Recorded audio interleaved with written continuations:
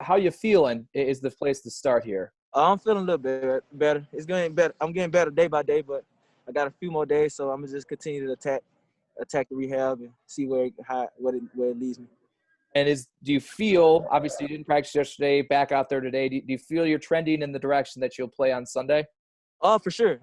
As of right now, I haven't had any setbacks, so yeah, as of right now, attacking rehab early in the morning and late.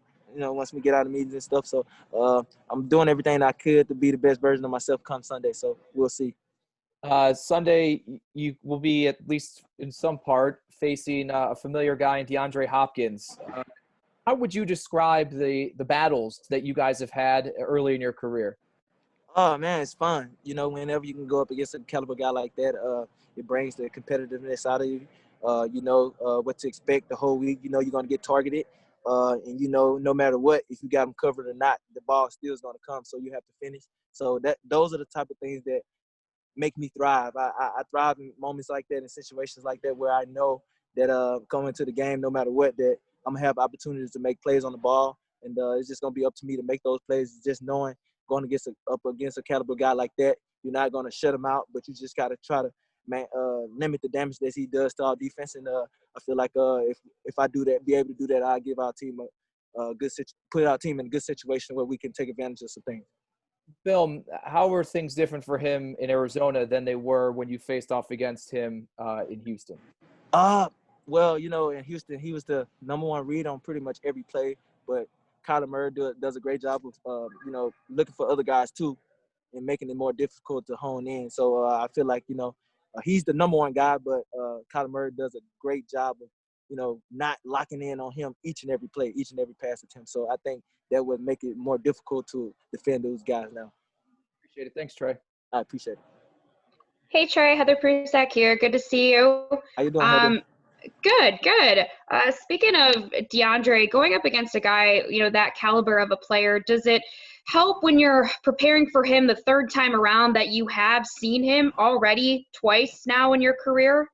When you go up against a guy of that caliber, your past battles really don't mean anything going forward, because guys like him, the reason why he stays at the top of the league at everything, because each and every year he adds something new to his toolbox. He's not the same player. He runs different routes. He knows how to sell. He comes up with different things of how he get off the line at press, or how he tracks the ball down the field of shielding guys. So the past two games, those things don't matter, because he's in a different system too, and he's in a different place in his career. And I'm just going into my fourth thing. So I feel like, those two battles that we had, even last year in the playoff, it's nothing that I can go back and just be like, yeah, I can try to work on this or do this against him, because he's came in this year and he's a totally different player. He got more tools to his toolbox. So it's going to be a difficult challenge for us.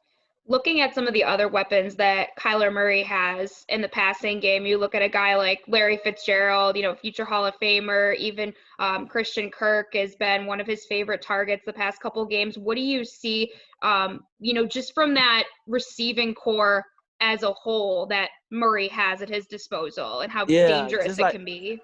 Yeah, just like I was just telling John, I mean, Kyler does a great job of spreading the ball around. So you can't just lock in and try to double Hopkins, because you're going to leave other guys out one-on-one. So it's difficult to cover those guys. They have a lot of speed. Isabella, he's a guy that can take the top off the defense. Then Christian Kirk, then Larry, you already know what he's going to get from him. He's going to block in the run game. He's going to do all the smart things to be successful. And then the tight end, 85, he does a great job of being a vertical threat also, and getting across the field and getting yards out the catch. So it's going to be a difficult challenge. And then with Kyler, you have to stop him from running the ball too. So those type of things that, he's going to keep Coach Frazier up at night. But I feel like, if we continue to do the great job and prepare well, I think that we'll try to limit the big plays that those guys have. They're very explosive. Thanks, Trey. I appreciate it. Hey, Trey, now that you guys are through 9 games heading into week 10 here, what have you learned about your defense this season? I mean, we're guys that we attack the challenge, and when our back's against the wall, we love the challenge and we thrive in those moments. And I feel like these last couple of weeks, we've come in and we know what our identity is. We starting to take the ball away, and we're playing with a little more confidence. And guys, we were getting that connection with each other because we got a lot of new guys, and we finally starting to gel and bond as a group and play together as all 11 guys on the field and being on the same page. And I think that with reps and time, those things come because it's hard in the NFL. So I think that we've been doing a great job of just gelling and playing total team defense these last couple of weeks. Can you think back to a game or a play in the last couple of weeks where you think this defense really got their confidence, or was it in practice?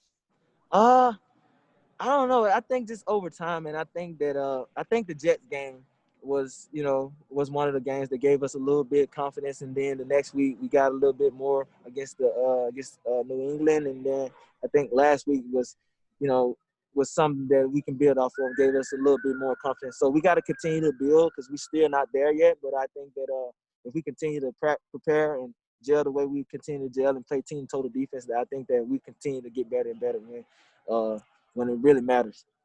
I love it. Thanks, Trey. I appreciate it, Maddie. Hey, Trey, how you doing? It's Sal. What's up, buddy? What's up, Sal? How you doing? Good. Just talking to you and watching the Masters, man. Life is weird. Hey, when the schedule comes out, do you kind of like circle some of these games, the high profile guys, DeAndre, DK? Like, do you think about that? Just kind of tell me about what goes into that, or do you not allow yourself to do that?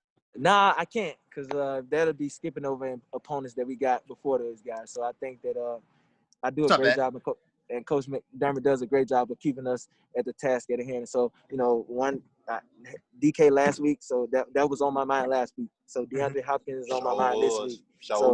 So I think that if I continue to prepare well and do the things that I always do with my extra, my rehab, and just getting enough sleep and watching enough film, I think that I'll be fine. So my preparation never changed when it comes to having a big time matchup. It's all the same. I stay even keel. I know that going into the games against guys like that those guys are gonna make plays too. I just try to limit the damage that those guys do to our defense, and I think that plays a big part in our defense being successful. If I just limit those guys from making the big splash plays all over the field. I know you probably talked about this after the game, but just take me through the interception a little bit. Was that something you kind of baited and were hoping for? Did you saw on film that maybe something they did? Was it something post snap that you felt? What happened? Yeah, I feel like every team has that route combination in their playbook, but it was just something that just trial and error, just being beat on and seeing so many times how the number one receiver come off the ball and just sort of let me jam him, and he was running outside, and he was just basically trying to run me off and take my attention off. And so once I got my hands on him and I felt the way that he was releasing, and I just looked inside and I saw the receiver running up the field. So I already knew what the route was going to be. I just didn't want to break on the throw before he throws the ball, because he wasn't going to throw it. So I just sort of just synced, and he never saw me. He never knew that I was going to be there. And once I saw the ball release, that's when I sped up a little bit and just jumped up and tacked the ball in the air. But I was telling my coach, I was like, I've been doing things like that the whole year, but the quarterback just haven't been throwing the ball. Right. So, finally when my opportunity came, I seized the moment. So it was something that film study and just being out there and being beat on that route so many times, it just paid. All right, man. Thanks. How's the family? Everybody's good? Little guys are good? Everybody good. Yeah. Yes, sir. All right.